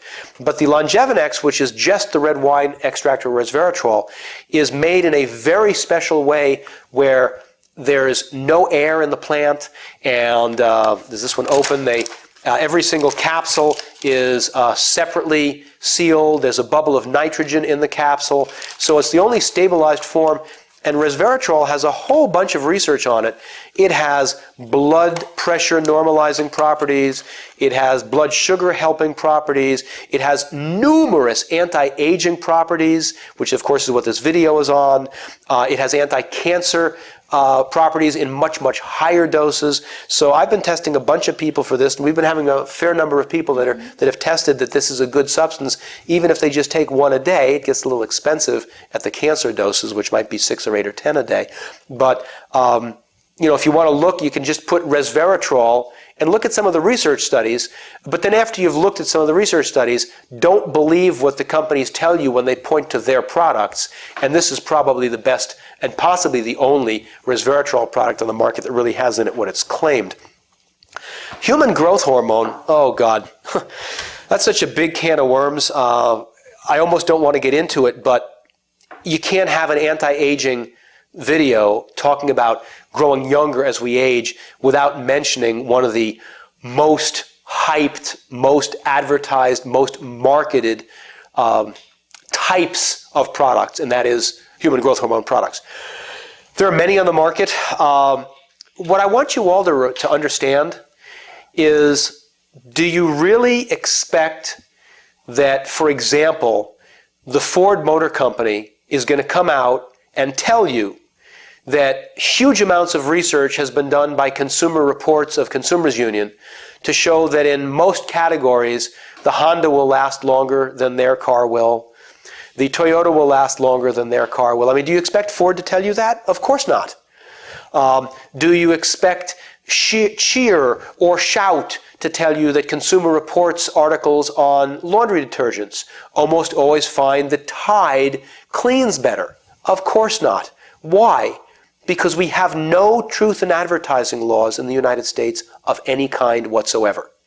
So when you watch a commercial on TV or listen to a commercial on the radio that tells you this is so good and we have zillions of testimonials, and maybe you watch a doctor on TV telling you something that's good, or a nurse, in the vast majority of cases, you're not even looking at a doctor or a nurse. You're looking at an actor or an actress that's claiming to be a doctor or a nurse. It's marketing. That's the reason I'm doing this video and many of my other videos, and why I teach my classes, because I am not selling you any of these products. I am not going to make a penny when you go to any of the different websites and buy these products. I am not going to make anything at all. I am simply telling you from decades of experience which products work, and in many cases how I use them with my patients so you know how to use them.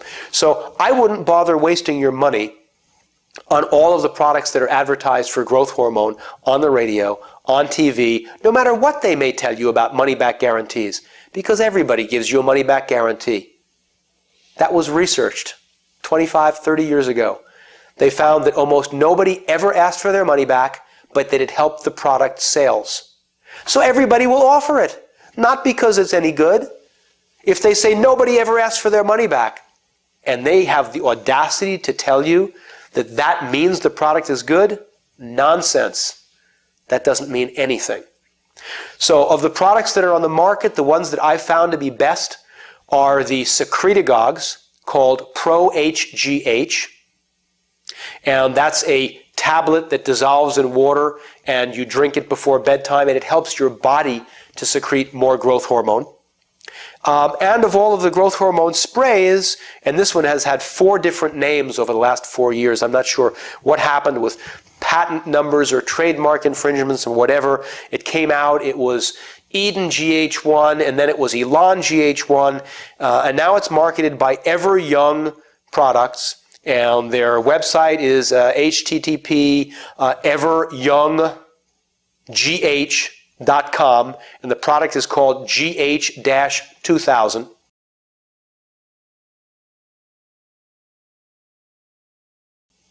And I'm not going to tell you how to take it because it's on the site and it's on the bottle, but it works. So of the products that are actually a spray where you're putting a small amount of growth hormone in your body, this one works. And again, I'm not making a penny by selling it to you. The Pro-HGH also works. They work differently. That helps your body make more, and this actually has some in it. And you can read the research and the information on their website. I have seen it help people that are 60, 70, and 80 years old get more energy, not need to nap anymore.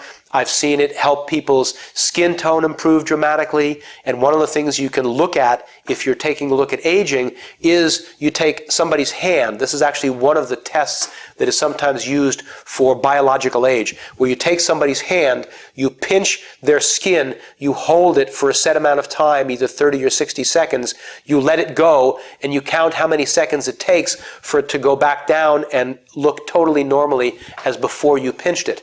And you take 100 people that are, let's say, 50 years old, and you do what I just did, and you will watch it sit up there for 5 times longer than it just did on me, because the elasticity is no longer in their skin. You can get that back.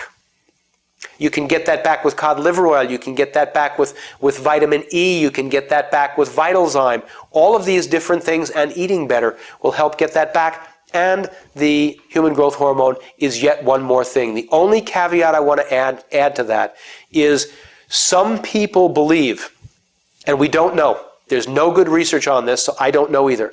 Some people believe that it may promote cancer in people that already have cancer. And so I don't recommend it to people that have cancer. On the other hand, some of the experts say the younger population have the least cancer and the highest growth hormone. So they say they don't think it would be a problem. I'm not going to take that risk. If I have a cancer patient, they're not going on any of those products. But I wanted to at least mention that.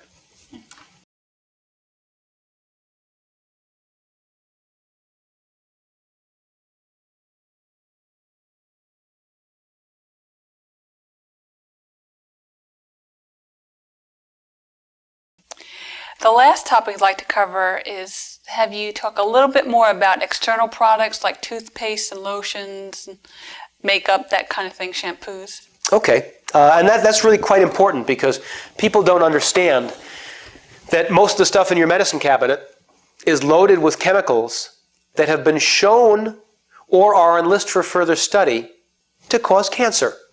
Methylparaben, propylparaben, PEG, otherwise known as polyethylene glycol, which is antifreeze, sodium lauryl sulfate, sodium laureth sulfate, cocamide DEA. There are so many chemicals in our cosmetic products, in our shampoos, in our cream rinses. Fluoride, which is a toxic substance and has never been approved to be used as anything other than a roach poison and a rat poison, and they have the audacity to tell us that it's good for our teeth, which it is not. All of these things, the more we can avoid, the better off we are. So let's take a couple products. NOW makes Xylowhite, and they make a mint flavor and a cinnamon flavor. They're both really high quality, very inexpensive toothpastes that you can find in good health food stores, or just look for NOW and then the word products online and you can find them.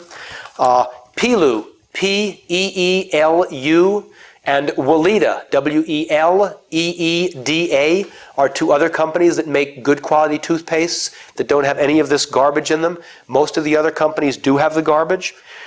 As far as a shampoo and a cream rinse, or is it called conditioner, Soigné, which you can find on the internet, Soigné shampoo and conditioner, very good quality products, no garbage in them. I have almost all of my patients use this. It is the shampoo I use. What shampoo are you using, Joanne? That's what I use. That's the shampoo Joanne is using.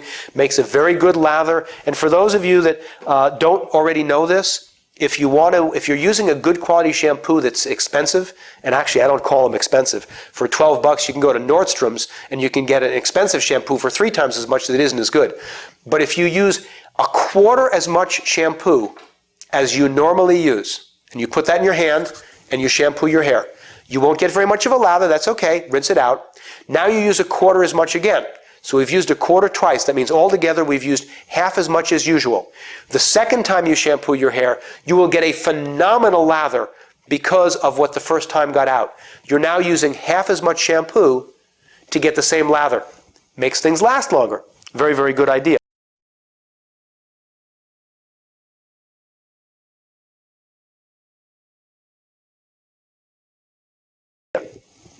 Lotions, body lotions.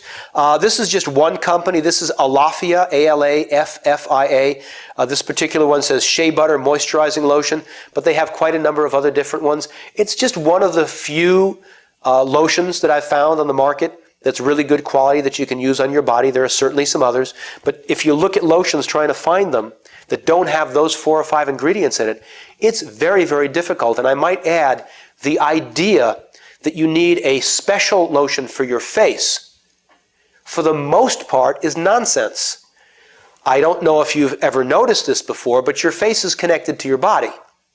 And so most of the lotions that people are using on their body shouldn't be used on their body because they have these toxins in them, and the good ones can be used anywhere. You just want to understand, your skin is a sieve. Anything we put on your skin, if we had a blood test for that substance, we could identify it in your blood in under a minute. Basically, if you put it on your skin, you just ate it.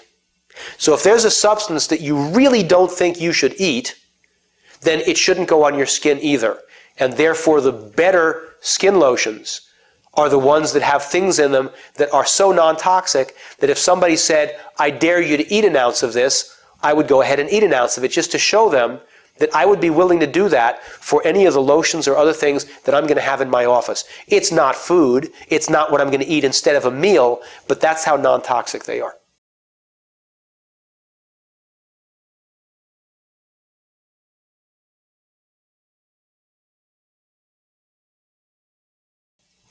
David, I'd like to just add one thing about dry skin, because most dry skin is really a deficiency of the good fats, like the cod liver oil or omega-3s.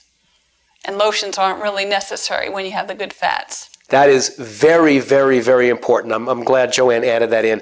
So many people come to us and they say, one of my biggest problems is dry skin, and I don't care how much the lotion costs, whatever you've got, I want it. And we smile, if we're both in the office, we smile at each other because we know that it's not a lotion deficiency that's causing their problem. It's an essential fatty acid deficiency. They've been fat phobic for too long. They've been eating the wrong fats. They've been eating too much of all the wrong foods, all of which are in my 3-hour eating video.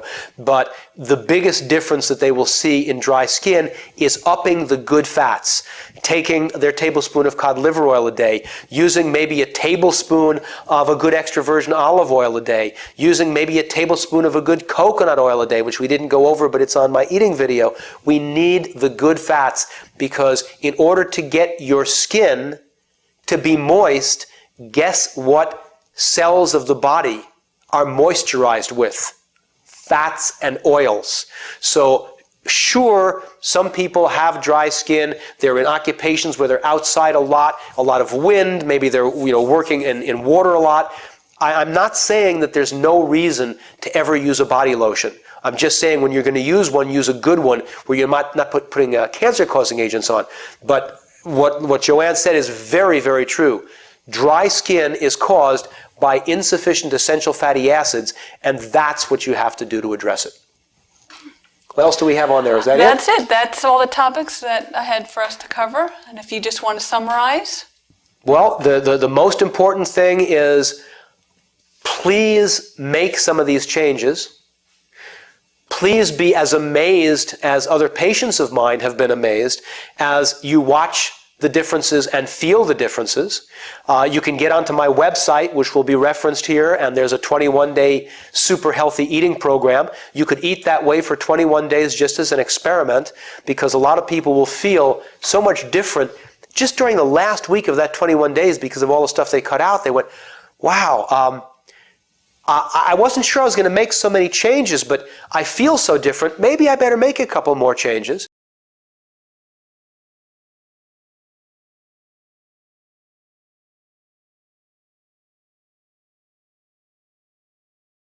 Anytime something is new that I really want to get out to the public, I try to add it into my website. So that's an ever-growing website. And I look forward to anybody who wants to email me through my website. That's the easiest way. Just get onto my website.